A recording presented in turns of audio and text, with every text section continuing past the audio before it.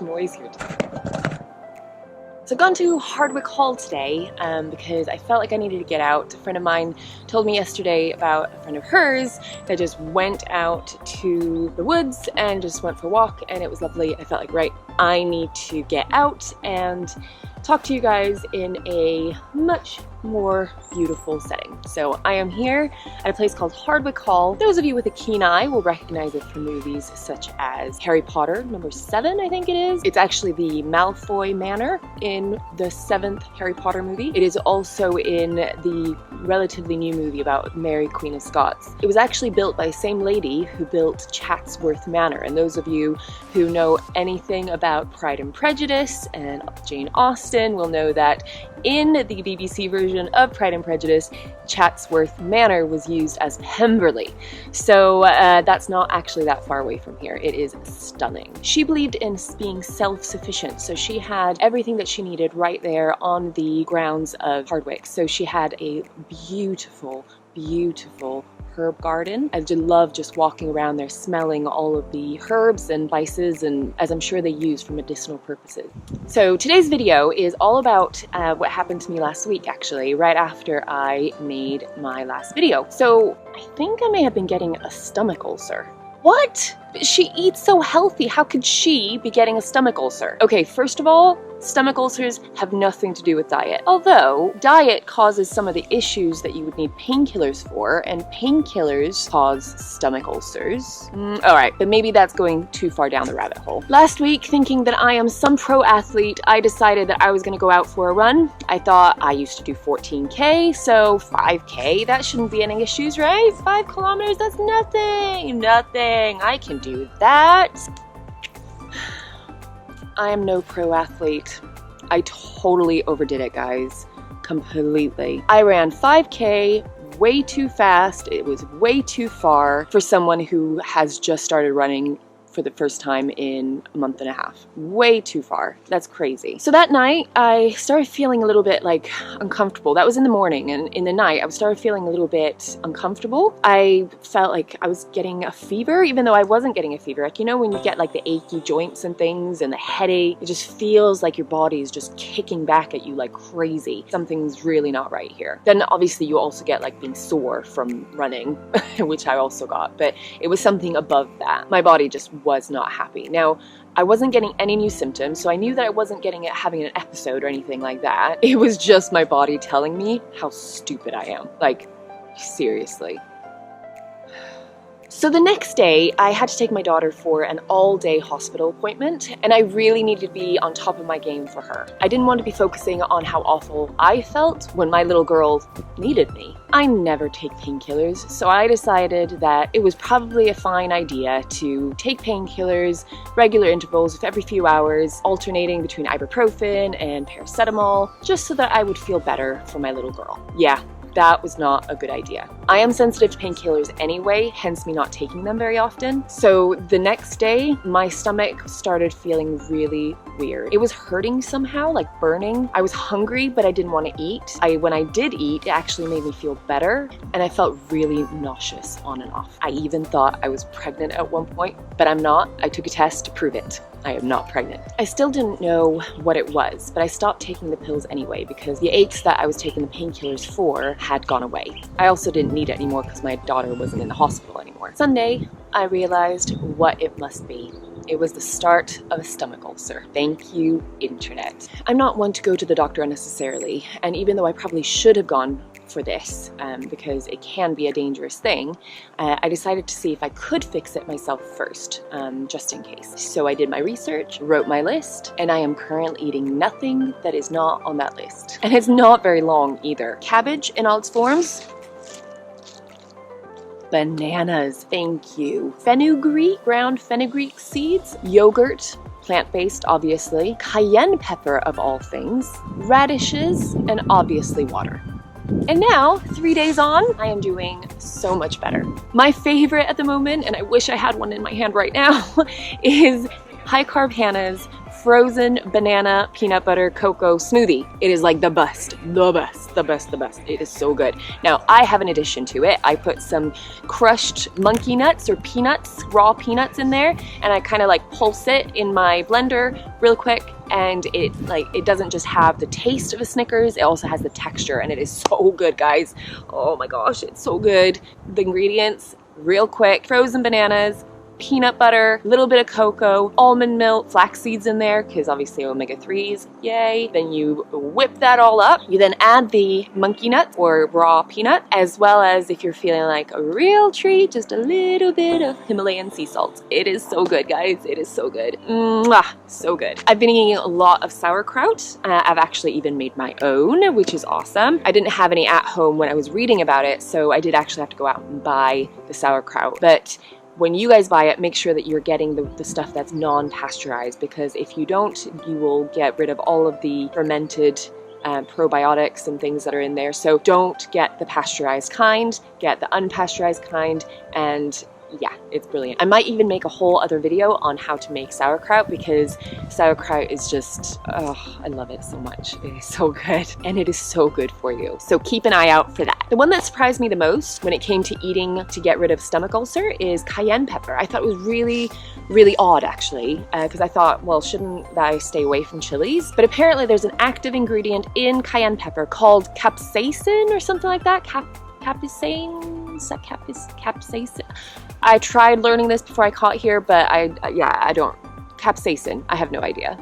Anyway, it helps to heal the stomach ulcer by inhibiting the secretion of stomach acid or something along those lines. It also stimulates your mucus as well as the blood flow in your stomach. So it basically just creates a much better environment in your stomach to get rid of a stomach ulcer. I've actually been filling little like veggie capsules with cayenne pepper and taking them 2 times a day. I also put some ground fenugreek seeds in there as well. It has been shown to be almost as effective as the proton pump inhibitor that doctors would prescribe for an actual ulcer. I will include the links to some of the articles that I found while doing my research about this, and I'll include those in the description box below. So what is a stomach ulcer and who can get it? Anyone can get it, no matter what your diet looks like. But you are more likely to get one if you are stressed, if you smoke, or if you take painkillers at high doses or over long periods of time.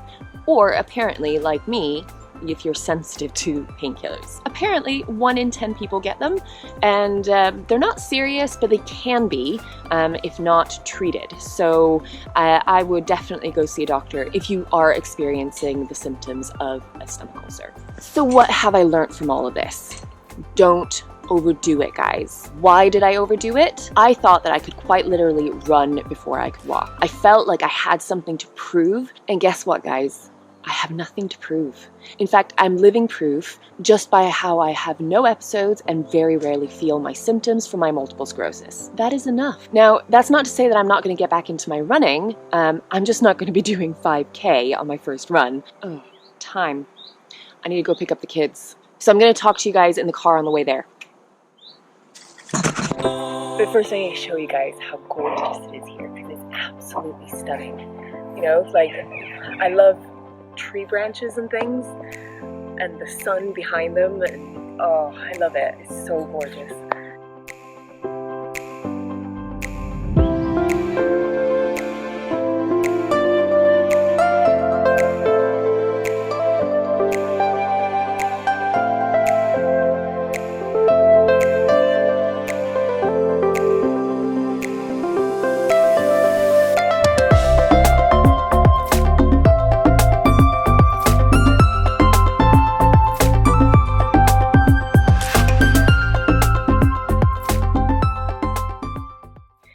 Maybe stress also has a factor when it comes to me. I mean, we're going through some things at the moment with my daughter, and it's nothing serious, but it is something I can't control, and we're just waiting for some results. And it's really hard. It's stressful. I mean, am I completely oblivious to it? Of course not. It's my daughter we're talking about. I mean, anything, no matter how big or small, of course it's going to bother me and worry me. But had this been 5 years ago, it would have been completely different. I would not have been able to handle it at all. I would have been a complete mess. I would have gone under. But now, here, today, yeah, I'm dealing with it. I can handle it. Look, I know that it's nothing that I can control, and in the meantime, I deal with things that I can control. I mean, of course, it's looming over me, it's worrying me at some level, even if it's on like a subconscious level. So I definitely think that stress has a factor when it comes to me having developed a stomach ulcer. A couple of days ago, I posted a Transformation Tuesday picture on Instagram, where I basically shared a little paragraph about how far I've come. I used to suffer from crippling depression and anxiety that was just crazy up here, and now I don't. One person asked me if I have any tricks when it comes to handling stress, because it can be a trigger for those of us with autoimmune diseases. And bless her heart, she probably didn't expect me to write an essay, but there's no simple answer to it. You know, there's no simple answer to stress. You can't just squeeze one of those stress balls or something, and while everything's going on around you, that would be like, have you seen that picture when there's some people mopping up the floor when the sink is flowing over and the tap is still on? So like, that would basically be it. You're mopping the floor while the tap is still on. It's a whole mindset change that has to happen, like an accumulative day-to-day change. One meditation session alone isn't going to cut it, but one meditation session every single day for 365 days, that might have an effect. Same thing as like telling yourself once that, you know, I can handle this. That's not going to have effect. Whereas congratulating yourself day after day on all the things that you are able to do, celebrating like all the little wins in life, every single little win, doing that every single day, that will have an accumulative effect.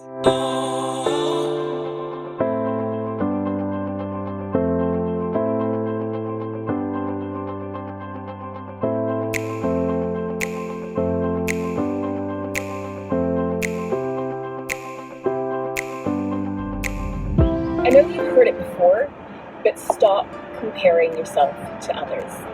Seriously, we all have different lives, different starting points, and we're just different. You don't have to be perfect.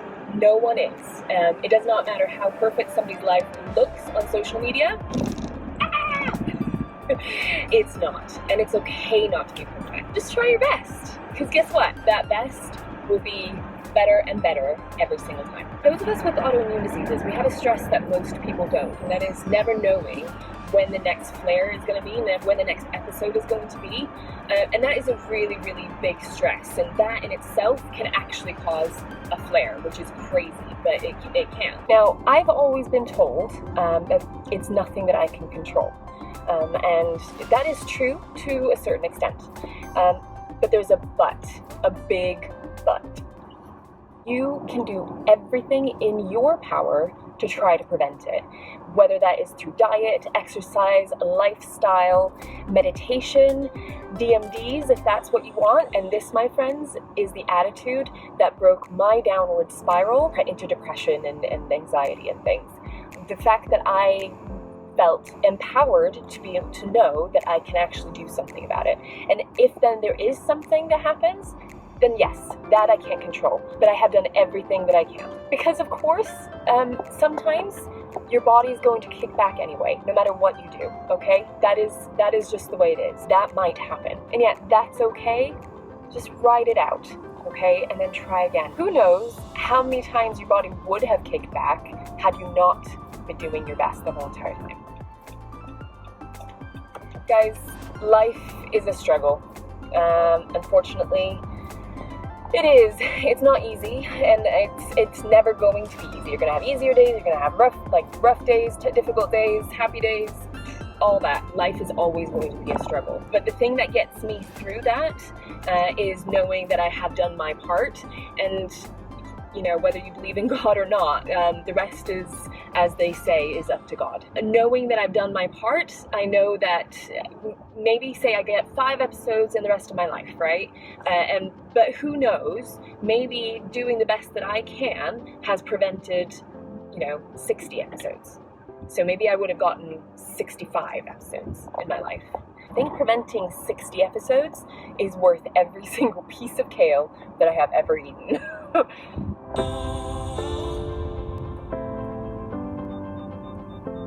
Man, I meant for this video to be really short. If you're still with me, wow. If not, then I don't even know why I'm adjusting. Next week will be more food related again, maybe a recipe or something like that. I just need to get all this off my chest, guys, and let you guys know exactly what happened after last week. Like I said in my I'm back video, I'm always going to be honest with you guys, no matter what. So if I'm not feeling great, I'm gonna let you know, right? And that's what I was trying to do with today's video. Hope you liked this video and that you learned something new and that you liked it enough to subscribe and giving a thumbs up. And yeah, give me a comment down below what you want to see in future videos. Thanks for watching, guys. We'll see you next video. Cheers, bye!